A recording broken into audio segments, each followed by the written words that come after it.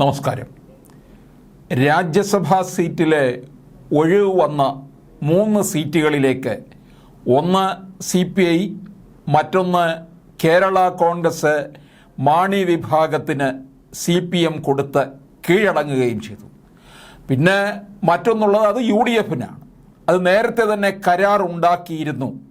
ലോക്സഭയിലെ 3-ാം സീറ്റ് ചോദിച്ച അവസരത്തിൽ അത് കൊടുക്കാഞ്ഞ് പകരം രാജ്യസഭാ സീറ്റ് ഒഴിവ് വരുമ്പോൾ നൽകാമെന്നുള്ള കരാറായിരുന്നു. അങ്ങനെയാണ് മുസ്ലിം ലീഗ് രാജ്യസഭാ സ്ഥാനാർത്ഥിയായിട്ട് അഡ്വക്കേറ്റ് ഹാരിസ് ബീരാനെ പ്രഖ്യാപിച്ചത്. ഹാരിസ് ബീരാൻ പോപ്പുലർ ഫ്രണ്ട് അണികളെ പ്രീതിപ്പെടുത്താനെന്ന ആരോപണം ഇപ്പോൾ ശക്തമാകുകയാണ്. പോപ്പുലർ ഫ്രണ്ട് സക്കീർ നായിക് ആശയ പ്രചാരകനായ ആബിദ് അടിവാരം മുതൽ CPM-ലെ സിമി ലോബിയെ നയിക്കുന്ന KT ജലീൽ വരെ ലീഗ് തീരുമാനത്തെ സ്വാഗതം ചെയ്തിരിക്കുകയാണെന്നാണ് അറിയുന്നത്. SDPI സോഷ്യൽ മീഡിയ പോരാളിയും ആബിദ് അടിവാരത്തിൻ്റെ ശിഷ്യയുമായ ശ്രീജ നെയ്യാറ്റിൻകരയുമായുള്ള കൂടിക്കാഴ്ചയുടെ പിന്നാലെയാണ് ഹാരിസിന് പരസ്യ പിന്തുണയുമായി KT ജലീൽ രംഗത്തെത്തിയത്. ഇതുകൂടാതെ സുപ്രീം കോടതിയിലെ പോപ്പുലർ ഫ്രണ്ട് സ്ഥിരം വക്കീൽ കപിൽ സിബലും ഹാരിസിന് ആശംസയർപ്പിച്ചു.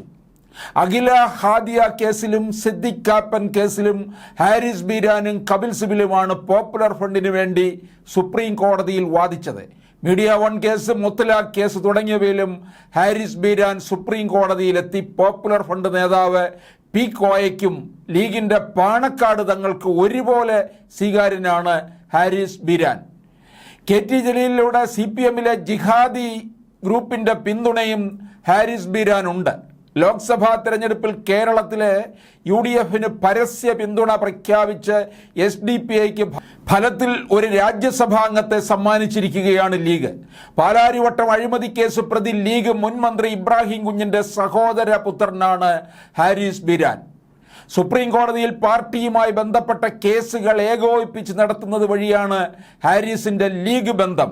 പൗരത്വ നിയമ ഭേദഗതി ഉൾപ്പെടെയുള്ള പാർട്ടിയുടെ മുഴുവൻ കേസുകളും ഡൽഹി കേന്ദ്രീകരിച്ച് സുപ്രീം കോടതിയിൽ ഏകോപിപ്പിക്കുന്ന, ഡൽഹി കേന്ദ്രീകരിച്ച് പാർട്ടിയുടെ എല്ലാ കാര്യങ്ങളും ഏകോപിപ്പിക്കുന്നതിൽ ഹാരിസ് ബീരാന് നല്ല പങ്കുണ്ട്.